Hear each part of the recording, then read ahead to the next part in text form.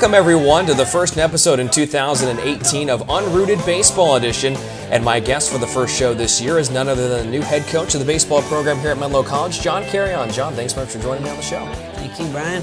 You're welcome. Let's start by getting to know you a little bit better. I want to first talk about your time at Holy Names University. You started up the school's first ever baseball program there in 2012, and you were the head of it through 2015. How challenging is it getting something started from the ground up and trying to see it grow and flourish? Yeah, I think the hardest part for it was recruiting. I got hired in April and had to bring in a whole team before August, so that was the hard part. I enjoyed doing it because all of the things I had to do. I enjoyed that part, long hours, but I feel like I've had good mentors in the past, and they put me in a position to be able to do those things and do them well. So it wasn't too far of a stretch. It was just a lot of work to do. Yeah, for sure. Now, that wasn't the first time you actually were the coach of a team called the Hawks. Back before that, you were the head coach of the Tübingen Hawks Baseball Club in Germany. Is that correct? Tübingen. Tübingen, okay. Yeah. How long were you there, and what brought you out to Europe? Finished my senior year of college and didn't want to be done with it yet. And one of my coaches at UC Davis worked for Major League Baseball International, and they go travel all over the world teaching baseball. And he got me set up with a team in Germany to play and to coach. That was part of the deal. And I was there for a year, about 9 months total, and it was a good experience. Got a little coaching under my belt. Definitely got to play longer. So that was a big part of it. And just running around Europe, being able to travel. We had a lot of breaks, so we didn't have to play every weekend. And so we were able to travel. I had a good team to play for, which supported me with a car and a house. So we were able to travel, and had a roommate from Boston that year. Nice. And had a good time. Would you say the travels were the best part of that experience? Yeah, the baseball wasn't great. It's a lot better now. That league has definitely gotten better. The baseball was good. It just wasn't, it's not professional baseball in America. But, for somebody who's not ready to be done yet, it's better than slow pitch softball. For sure. Although that is a lot of fun. Yeah, that can be fun. But for a 23-year-old guy who just finished college baseball, he doesn't want to do that yet. It was a good experience. Yeah, definitely the travel was the best. I was able to go to 10 different countries over that time. Met a ton of great people from different countries, different cultures. And there was a ton of Americans there playing all over Europe that I was able to meet and play in different tournaments with, so it was a good time. Right on. Now, one of the other most interesting facts I find about you is that you actually brew your own beer at your house. What got you into this, and what's your specialty? I have some friends that do it. That was kind of what got me into it. We do poker nights with friends and stuff, and everybody's bringing their own home brews and testing things out and showing people what they got. And I just kind of wanted to jump on board with that. And so it's a social thing for me. It definitely takes me away from the day-to-day with the baseball program and stuff. I kind of use that as a hobby to get my mind off of things sometimes. My specialty, don't really have a specialty. I have brewed a lot of different varieties of beer. Probably my best ones are Belgian IPAs are kind of what I like. So I spent some time on those. But I've done IPAs, I've done Imperial Stouts, I've done pretty much everything. How long does it take? It takes about 6 hours to brew, and then 10 to 14 days to ferment, and then you bottle or keg, and then another week after that for it to carbonate, and then you're good to go. So overall, it usually takes about 6 weeks. That's a ton of patience you have to do that. Yeah, because you spend 6 weeks doing something, you don't know if it's going to come out all right or if you're going to have to put it down the drain. Yeah, for sure. For sure. So let's talk a little bit about the team now, John. Every team seems to have a thing. This year's thing for the baseball team, at least I got experience with it on picture day, was gold chains. Where did this come from, and why do they want to wear gold chains? I'm as out of the loop as you are on this one. Yeah, I mean, I see them on the field. We got about 5 or 6 guys that wear gold chains. To be honest, I don't pay much attention to it. I'm not a micromanager as far as that goes. The hair, the facial hair, the gold chains now. Yeah. You're not the Yankees. We're not the Yankees, for sure. I kind of let the guys do what they want to do as far as their look goes, as long as they're playing hard and they're doing what we need them to do. This isn't the same Menlo College team we've seen in the past, but you guys have been able to compete against some of the best teams in the conference. You've already taken on Vanguard, receiving votes in the conference, and the defending champions of the conference, the Masters University, ranked 14th in the nation. Even though you guys lost a couple of games in extra innings to Vanguard and to the Masters, how important is it for you guys to be there at that point this early in the season?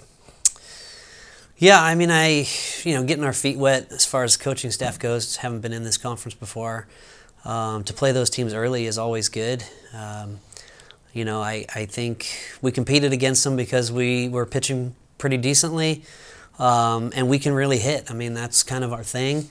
Our struggles are a little bit of struggles on defense right now, and scoring runs, with 2 out hits and execution type stuff. So, I think we're competing right now because we're as talented, if not more talented, than the teams that we're playing. We just need to take it to the next level and play a little bit better baseball to win those games. Versatile players certainly are some of the most valuable, and you guys have a couple of them, namely Justin Bruce and Bryce Foster. They've both been great at the plate, in the field, and on the mound so far in 2018. Talk about how they have helped make your life easy when it comes to crafting a starting 9 every game. Well, they actually make it tougher, if you can believe that. It makes it tougher simply because, with Bruce, after he pitches, we got to figure out where we're going to put him in the field, if we're going to DH him.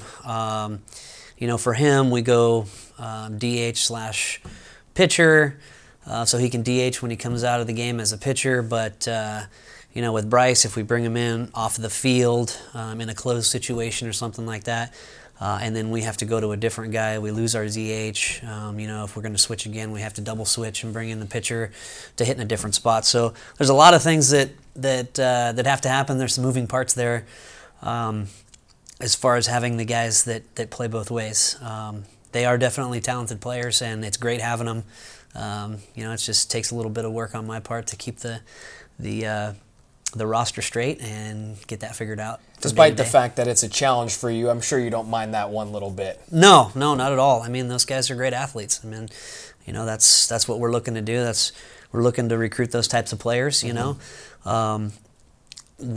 want guys that can run. We want guys that can skill with the bat, and athletic kids, guys who can play multiple positions. So, we've started that this year, and we're going to continue that with our recruiting moving forward. Pitching depth is always tested here at the collegiate level, especially in the NAIA, but it seems like early on Kirsten Lee has really solidified himself at the top of the rotation. What's allowed him to find such early season success? He's got a good background. He went to a really good junior college, went to a really good high school, and then played at Delta College, which is one of the top JCs in California. So he's got a good background there. He throws strikes. I mean, he throws strikes with 3 different pitches. His changeup is quality. I mean, he's at this level, the changeup is the equalizer for any hitter, really. Mm-hmm. And if you throw a good one, you're going to be really successful. So, he commands 3 pitches, and he's a bulldog on the mound. I mean, he's a big boy out there. He's intimidating looking, but he certainly is a guy that wants to win every pitch, every inning, every game. That's kind of the way he goes about his business. So that's why he's successful so far. Now, the first GSAC home series is this weekend against Arizona Christian University. What will it take to take down a Firestorm team that is just as hungry as you guys are for some conference momentum? Yeah, I think, like I said, we just need to do what we're doing with the bats and then take it to the next level as far as execution goes. We don't score a lot of runners without getting hits right now. So We need to do that. We need to execute. We need to score more runs. You know, we've left some runners stranded the last few weeks with opportunities to score more runs. So we've been working on that hard. We've been hammering on that, the execution part of that. So I think we do that. We're going to put more runs on the board. And then, you know, our defensive side has been a struggle so far. So if we clean that up, we keep our starting pitchers in the game longer, and things are going to take care of themselves. So, you know, the guys are out there working their butts off every day, trying to get better at the things that we're not good at right now. And, you know, eventually we're going to get there. All 3 games of the series will be streamed live on the Menlo College Sports Network. All right, Coach, let's get into the final segment of the show. It's called Brownie Bites. I'm going to ask you 3 off-the-wall questions. You give me your best answers. Sure. Question number 1, which player should most definitely not try to pull off the gold chain look? I would have to say Dylan Cole. He's just a good old boy. So I don't think he would look too good with the gold chain. Or he might. I don't know. Oh, he's got the size, I think, to pull it off. Sure, he does. Yeah, I just don't see him with a gold chain on. Okay. To be honest with you. Okay. Question number 2, which player would be last picked in a game of dodgeball? Wyatt Nebe. Why? It's not very fleet of foot. For a catcher, he's not fleet of foot. For a catcher, he's not fleet of foot. Wow. So you need the elusiveness, the ability to use the 5 Ds, and he would fail at most of those, you're telling me? Well, he's got accuracy with the arm, so maybe he wouldn't be our worst. Throw, yeah. He's. I think he might be out before he gets more people out. Yeah. So that would be a problem. Fair enough. For him. He's going to be up in the front line, and that's all you're going to use him for. Just send him to the front. Yep. Protect, and then be a human sacrifice at some point. Yep, human sacrifice, and hopefully guys can stay behind him and get some people out. Okay, that works. And then question number 3, which player is most excited about the 2018 Winter Olympics? The Winter Olympics. I don't know how many of our guys watched the Winter Olympics, but I don't know. Maybe it's me. I don't know. I like watching the snowboarding. Yeah, snowboarding and skiing events. John, thanks so much. I appreciate it. All right. Thanks, Brian. You're welcome. Folks, the baseball team is at home this weekend, a 3-game series against Arizona Christian University. It starts on Friday with a single game at 2 o'clock at Carrion Field. And then on Saturday the 17th, a doubleheader that starts at 11 o'clock a.m.